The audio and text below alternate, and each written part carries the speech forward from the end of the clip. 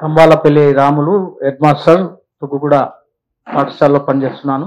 మరి ఆ రోజు జరిగినటువంటి సంఘటన వాస్తవంగా మన స్కైలాబ్ సార్ పూర్తిగా దానికి సంబంధించినటువంటి విషయం కరెక్ట్గా ఉందని నేను అనుకుంటున్నాను.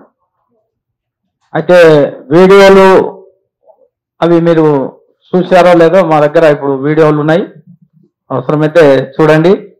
తర్వాత ఈ కొట్టిన తర్వాత కొట్టక ముందు వాళ్ళు ఏదైతే ప్లాన్ చేసుకున్నారో అది కూడా మెసేజ్ కూడా నా దగ్గర ఉంది.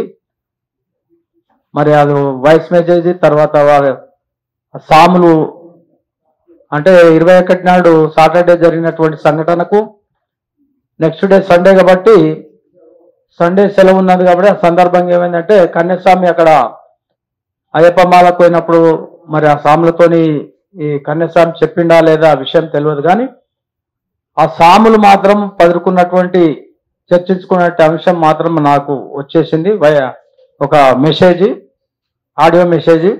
అది కూడా గ్రూప్లో ఉంది. ఆ మెసేజ్ కూడా దాదాపు అందరికీ షేర్ చేయడం జరిగింది.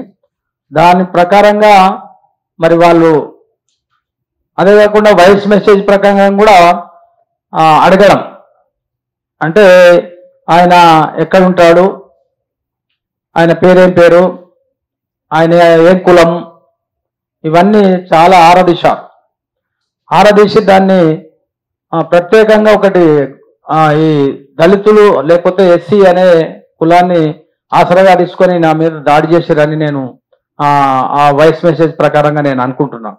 ఎందుకంటే ఆ వచ్చిన వ్యక్తులు నాకు ఎవరో తెలియదు, నేను కూడా వాస్తవంగా వాళ్ళకి ఎవరో తెలియదు. నేనేమైందంటే 2023 సెప్టెంబర్ 18 తారీఖు నాడు ఆ పాఠశాలకు ట్రాన్స్ఫర్ పైన వెళ్ళినా కాబట్టి 1 ఇయర్ అయిపోయింది. 1 ఇయర్ లోపల కూడా నేను నా పాఠశాల పరిధిలోనే పని చేసుకుంటా ఉన్నా. అక్కడ డెవలప్మెంట్ యాక్టివిటీ కార్యక్రమాలు ఏవైతే ఉంటే కౌన్సిలర్స్ కానీ తర్వాత చైర్మన్ కానీ వాళ్ళని పట్టుకొని చేస్తున్నాం. అయితే ఈ విలేజర్స్తో కూడా కొన్ని మాకు అంత సంబంధాలు లేవు. కాబట్టి ఇది కేవలము నన్ను ఒక ఎస్సీ అని ఒక దళితుడని ప్రత్యేకంగా ఈ సాములు నా మీద దాడి చేసిరని నేను మీ రౌండ్ టేబుల్ సమావేశంలో నేను విన్నపించుకుంటున్నాను. కాబట్టి దీనిపైన మీరందరూ స్పందిస్తున్నందుకు ఇంకా స్పందించి ముందుకు తీసుకుపోవాలని, ఎందుకంటే నాకు ఒక్కరికే జరిగినటువంటి అవమానమే కాకుండా వాస్తవంగా నాకు చెప్పలేదు. వాస్తవంగా నేను ఒక హెడ్ మాస్టర్, మరి ఆ పరిస్థితి ఎదుర్కొన్నారంటే మరి మామూలు వ్యక్తులు ఎట్లా ఉంటారో అదొకసారి తెలుసుకోవాలి. వాళ్ళు అంతా దౌర్జన్యంగా, అంటే ఇక నేను ఏమన్నా ఇక మళ్ళీ నాకు కొట్టడం జరుగుతుంది, భయభ్రాంతులకు గురి చేస్తున్నారు. అందరు ఒకేసారి 50-60 మంది ఒకసారి మీరికే వచ్చేస్తున్నారు. మీరు అందరు దాదాపు వీడియో చూస్తుంటారు, అన్నగిన చూపించుంటారు వాళ్ళు. కాబట్టి ఆ పరిస్థితిలో నేను ఏం చేయలేక ఇంకా వాళ్ళు చెప్పిందల్లా చేసిన అక్కడ అది పరిస్థితి. ఆ విధంగా జరిగినటువంటి సంఘటనలు లాస్ట్కు 12:30 వరకు ఇదంతా అయిపోయింది. ఆ తర్వాత ఈ వీడియోలన్నీ వైరల్ అయిపోయిన తర్వాత అక్కడ ఉన్నటువంటి పోలీస్ డిపార్ట్మెంట్ ఈ వీడియోలు చూసి వాళ్ళు మా పాఠశాలకు రావడం జరిగింది. మేమేమో వాళ్ళకేమో కాంప్లైంట్ ఇవ్వలేదు, ఏమి ఇవ్వలేదు. ఆ వైరల్ ఈ వీడియోస్ ఏవైతున్నా వీడియోలను చూసే వాళ్ళు పాఠశాలకు రావడం జరిగింది. వచ్చిన తర్వాత మరి మాకు ఒక 100 కాల్ చేయొద్దా, మరి మాకు ఒక పక్కనే ఉన్న ఒక ఫోన్ చేయొద్దా అది అంటే, ఆ పరిస్థితిలో మా ఉపాధ్యాయులందరూ కూడా నా చుట్టే నన్ను రక్షించే ప్రయత్నంలో ఉన్నారు. మరి ఆ సందర్భంగా ఎవ్వరికి కూడా ఆలోచన కూడా తట్టలేదు. అంతా ఇదే మూడ్లో ఉన్నటువంటి పరిస్థితుల్లో ఎవరు ఏం చేయలేదు. అది ఆ విధంగా చెప్పడం జరిగింది. అయితే పోలీసు వాళ్ళు ఎప్పుడైతే పాఠశాలకు వచ్చిర్రో అదేవిధంగా వాళ్ళు ఏం చేశారంటే మళ్ళీ ఈ సాముల వెనుక ఉన్నటువంటి బజరంగ దళ్ ఎవరైతే ఉన్నారో వాళ్ళు అప్పుడు బయటకు వచ్చి బయట వెయిట్ చేస్తున్నారు. వాళ్ళు ఏం చేశారంటే నా మీద ఆల్రెడీ ఎప్పుడైతే పోలీసులు మా స్కూల్ కాడికి వచ్చారో వచ్చిన కన్నా ముందే వీళ్ళు వస్తున్నారు అనేది పసిగట్టేసి నా మీద కాంప్లైంట్ ఇచ్చి వచ్చారు. కన్యస్వామి ఇట్లా తన్నాడు కాబట్టి మేమంతా ఇట్లా చేయాల్సి వచ్చిందని వాళ్ళు వచ్చేసి ఇచ్చి మళ్ళా స్కూల్ కాడికి వచ్చారు. ఈ పోలీసు వాళ్ళు ఏంటంటే మరి మీరు ఏమన్నా రాసిస్తారా సార్ మీరు అది అంటే నేనేం చేసిన అప్పుడు కాంప్లీట్ ఇచ్చాను. కాంప్లీట్ మా యూటీఎఫ్ అప్పుడే సందర్భంలో గోపాల్ సార్ వచ్చేసారా, మీరు తప్పనిసరి కాంప్లీట్ ఇవ్వాలి, మీరు రాసి ఇవ్వాలి అనేది ఆయననే కొంచెం చెప్పేస్తే మేమంతా రాసి ఆ పోలీసు వాళ్ళకి ఇచ్చేసినాక వెళ్ళిపోయారు. వెళ్ళిపోయినాక వాళ్ళు ఏం చేస్తున్నారంటే మాకు ఎమ్మడే కేసు చేయాలనేది పిలుస్తున్నారు. రండి సార్ కేసు చేయాలి, మేము తప్పనిసరి రావాలని. ఆ పిలిచే సందర్భంలో ఈ బజరంగ దళ వాళ్ళు ఇక్కడ ఉన్నటువంటి పెద్ద మనుషులు ఎవరైతే ఉన్నారో వాళ్ళు ఇక మా దగ్గర రాయబారం పెడుతున్నారు. ఎందుకు సార్ ఇదంతా వాతావరణం చేంజ్ అయితే స్కూలు అదంతా కర్ర ఇది అట్లా అని వీళ్ళు అంటున్నారు. అక్కడ ఏం చేస్తున్నారు, మీ సంఘాలు ఏం చేయలేరు, మీ ఎవరు ఏం చేయలేరు, నీ ఉద్యోగం వద్దని నువ్వు 2 ఏళ్ళే ఉంది, నీకు ఏమి వచ్చేటికో రాదు, సస్పెండ్ అవుతావు అది అని వాళ్ళు. ఈ విధంగా మధ్యన అక్కడ బెదిరింపులు బాగా జరిగినాయి. ఎందుకంటే ఇక విడ్రా చేసుకోవడానికి ఇదంతా. ఇక అప్పుడు చెప్పేసిన తర్వాత ఇక నేను సరే అని అంటారు. ఇక ఏం తోయకున్న సమయంలో పోయి మళ్ళీ నేను విడ్రా చేసుకోవడం జరిగింది పోలీస్ స్టేషన్లో. చేసుకొని మళ్ళీ ఇంకా వచ్చేసి ఏదో బాధపడుకుంటా ఉన్నటువంటి సందర్భం. మరి ఒక రోజు అయిపోయింది, 2 రోజుల తర్వాత మళ్ళీ మనోళ్ళందరూ